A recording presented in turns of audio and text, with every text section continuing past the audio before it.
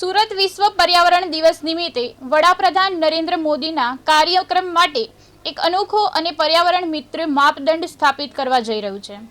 Indoor stadium ખાતે યોજાનારા કાર્યક્રમને 100% ઇકો ફ્રેન્ડલી અને પ્લાસ્ટિક મુક્ત બનાવવા વિશેષ આયોજન કરવામાં આવ્યું છે।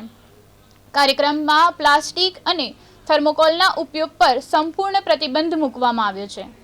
સ્થળની સજાવટ માટે રિસાયકલ કરાયેલા કાપડ, વાંસના ઇન્સ્ટોલેશન, વેસ્ટમાંથી બનાવેલા શિલ્પો અને ઇકો ફ્રેન્ડલી રંગોળીઓનો ઉપયોગ કરવામાં આવ્યો છે। નાગરિકો દ્વારા તૈયાર કરાયેલી 5000થી વધુ કલાકૃતિઓને પણ સજાવટમાં સ્થાન આપવામાં આવ્યું છે।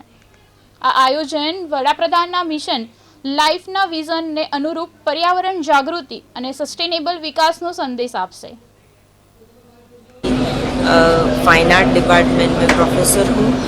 हम लोगों ने यहाँ पे 5 जून विश्व पर्यावरण दिन की थीम को लेके कुछ इंस्टॉलेशंस किए हैं, जिसमें हमने बाम्बू का उपयोग किया है, जिसमें हमने हैंडलूम हैंडीक्राफ्ट जो एक्सटिंक्ट एंडेंजर्ड आर्ट बोली जाती है, जैसे बांधनी है, ब्लॉक प्रिंट है, अजरक है, डब्बू है, उस तरह से जो ओरिजिनल नेचुरल वनस्पति से जो एक्सट्रैक्ट निकालते हैं, उससे जो रंग बनाए जाते हैं, उससे जो फैब्रिक बनता है, वो फैब्रिक का हमने यूज़ करके बैकड्रॉप रेडी किया है। माननीय वडाप्रधान की भी यही इच्छा थी कि हम सस्टेनेबिलिटी और पर्यावरण को, वृक्ष को आगे बढ़ाएं। तो